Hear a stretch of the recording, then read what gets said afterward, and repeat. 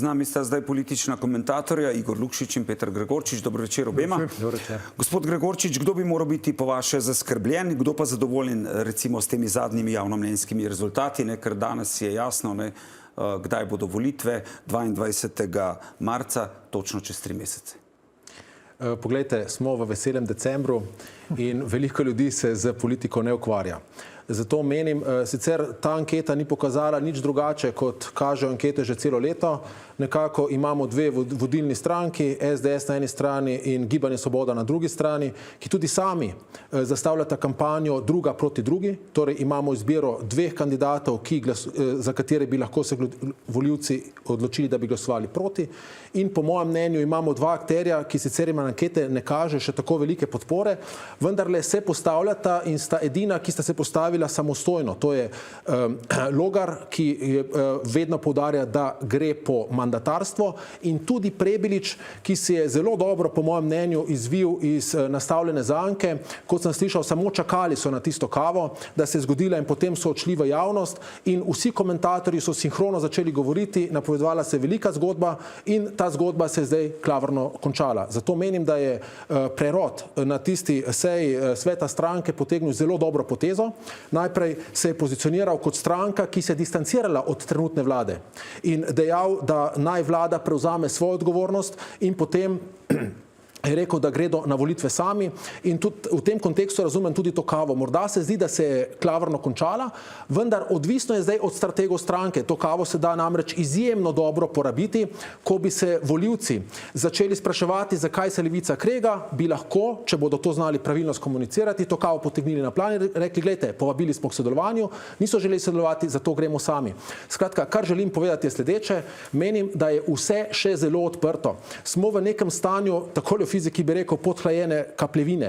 To pomeni, voda je pod 0 stopinj, ni še zmrznila, vendar zgolj mali pretres lahko vse obrne na glavo. Spomnimo se pred zadnjimi volitvami, ko je SD v predvolilnem obdobju kazalo izjemno dobro, okoli 20%, na koncu je prišel Golob, ki se je znal pravilno pozicionirati in je začel pretakati glasove. To se lahko zgodi SDS-u na desnici, če bi se uspelo pozicionirati Logarju, in pa Prebiliču oziroma Golobu na Levici, če bi se uspelo pozicionirati Prebiliču. Se strinjate s tem? To, o čemer kolega govori, Peter, je možno, samo verjetnost je pa zelo, zelo mehna. Zakaj? Zaradi tega, ker je, a veste, v politiki ni toliko prostora, kot ga ima recimo en intelektualc tega ranga, za premišljanje, ker se ljudje, tako kot je Petr v začetku gotovo, s politiko ne ukvarjajo. In na dan volitev bojo soočeni samo z 1 in 0. Se pravi, za nekoga se bojo morali odločiti med dvema. 3, 5 je preveč za politiko nasploh, kaj šele za slovensko in za slovenski politični mindset. Se pravi, tudi financerji potem prispevajo k temu, da se odločamo predvsem med za in proti, se pravi obstoječo vlado in vlado, ki je bila prej, recimo Janševo. In pravzaprav smo postavljeni v situacijo, kjer izbire ni. Jaz bi si kot intelektualci, in tudi ko sem bil v politiki, želel zmeraj, da imamo tretjo opcijo, in mi smo jo takrat poskušali narediti.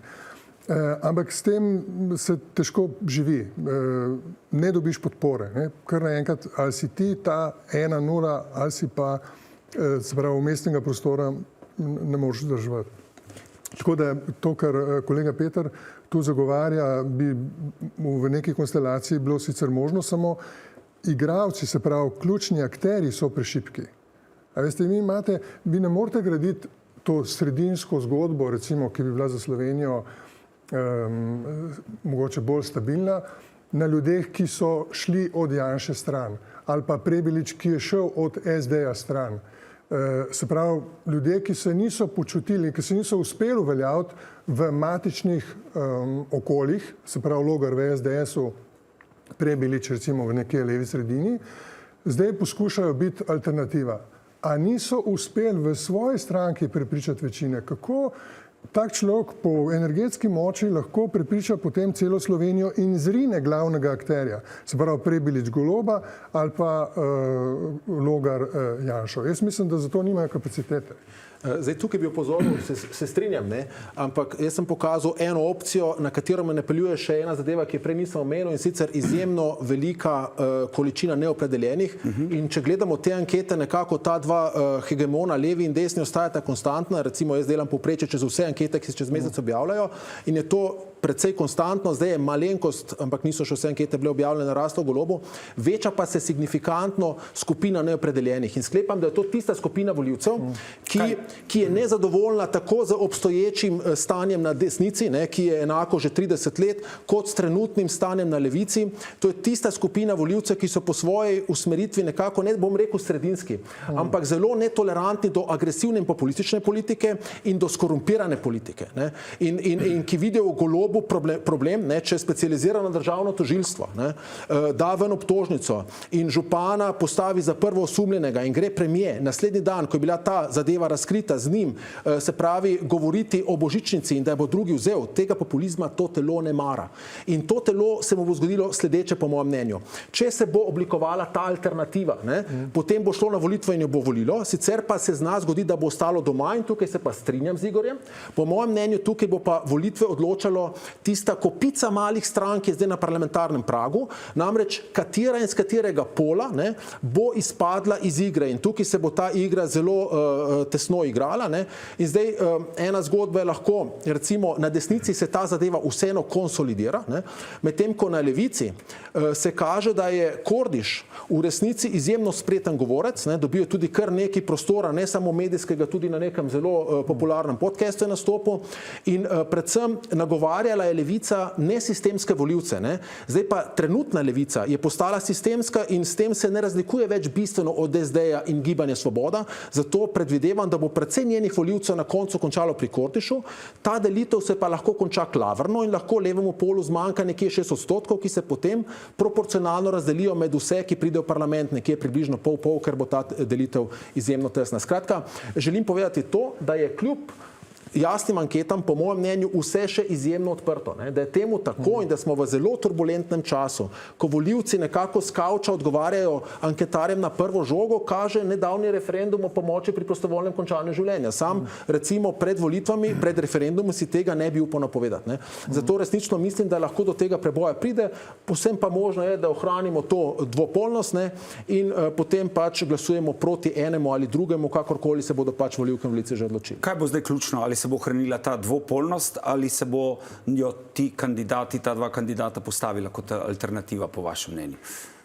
To, o čemer je kolega Gregorčič govoril, vse drži, ampak tle je treba upoštevati še neko sporočilo, ki ga je dala predsednica države in je po mojem mnenju pomembno za levo sredino. Se pravi, če se bo leva sredina udarila na smrt za to, ali hoče premagati Janeza Janšo na volitvah, se pravi, da hoče Golob zmagati, potem se lahko zgodi, da se bo izsušila ne samo ti dve stranki, ne, ki jih je kolega omenil, se pravi Levica in mi socialisti, ampak tudi recimo Prerod in verjetno še kaj. Ne. Se pravi, ker pa je predsednica napovedala, da bo dala nekomu mandat, ki bo prišel z večino v parlamentu, potem ta bitka na življenje in smrt za premagati Janšo tudi po absolutnem znesku glasov, se pravi, da ne bo zmagovalcev volitev, ta bitka potem bo izključena. Če pa se bi Golob kljub temu odločil, da gre na polno, ne, tudi na to, da izloči te druge stranke, potem je bitka za levo sredino, da bi lahko sestavljala vlada, izgubljena. Zdaj, dejal bi samo še tole, uvodno vaše vprašanje je bilo, kdo je lahko, se pravi, miren in kdo je lahko nervozen. Ne? Menim, da miren ob takih zadevah nihče ne more biti in to tudi kažejo glavni akteri, recimo, če govorimo Gibanje Svoboda in SDS. Ne? Poglejte, Gibanje Svoboda dobesedno si vsak dan znova zmišljuje, kaj bi lahko še podarila volivkam in volivcem, in ko je bil vprašan parlamentu Robert Golob glede korupcije, je zelo spretno in po mojem mnenju manipulativno zvalil krivdo na najbolj produktivne zdravnike, ne, in to imenoval moralno korupcijo. Ne. Pozabil pa dodati, da se on gre pred volilno korupcijo, pri čemer opozarjam sledeče, da volivec, ko dobi že darilo, se mu ta moralna dilema ali glasovati po lastni vesti ali za neko korist razreši, namreč darilo je že dobil in ga pobral. Ne. Na volitvah lahko zmaguješ volitve z darili, ki jih obljubiš, ne ki si jih že dal. Ne. Tukaj je težava pri Golobu. Ko pogledamo na desnici, pogledajte, snemajo se filmi, ne, pišejo se knjige, skratka, tudi na desnici se glavni akter zaveda, da njegova zmaga vendarle ni že dobljena bitka in da bo zelo težko. In menim, da gre tukaj za dvojno igro. Ena je, ta po mojem niti ni glavna, ne, vladati, glavna je ostati prvi in edini na desnici in s tem ohraniti svoj status kljub 30-letni vladavini. Ne. In namreč SDS je že večkrat rekel, da on gre zgolj v koalicijo z volivci. Nikogar drugega nekako ne jemlje nase. No, sedaj sem jo priključil NSI, ko je pokazal to voljo, je predsednik SDS-a sklical tiskovno konferenco in takoj pokazal, kdo je šef. Ne. Skratka, odprl je temo, ki jo desnica zelo rada uporablja, to je spodbijanje legitimacije volitev, ne, skratka, ukinjanje volišč in tja postavil predsednika NSI-ja ter pokazal, da je on nad njim. Skratka, s tem ga je zaprl v svoj krog, tako da na desnici imamo v resnici zgolj enega akterja z satelitom, večjim satelitom Novo Slovenijo, ne. Potem je tam Logar, ki je pa, ne pozabimo, volivkam, volivcem obljubil, da ne bo šel v vlado, ki ne bi bila mešana vlada. Skratka, če bo to obljubo prelomil, potem, po mojem mnenju, dolgoročno v politiki ne bo preživel. Se strinjate s tem, kako vi vidite zdaj še zadnje poteze, ki nas čakajo pred volitvami? Jaz mislim, da je res, da so zaskrbljeni lahko vsi, ker situacija je popolnoma nejasna v primerjavi recimo s zadnjimi volitvami, ne, ker je bil favorit znan že naprej in je bilo jasno, da samo vprašanje odstotka, s katerim bo zmagala ta leva sredina. Zdaj to ni jasno, je odprto in vlada se bo mogla zelo namučiti. To, kar se je zdaj zgodilo, recimo, da je šel samostojno koordinator ali sokoordinator Levice obljubiti minimalno plačo. To je res, še zlasti potem, ko je predsednik vlade rekel, da mu je odsvetoval, da to naredi.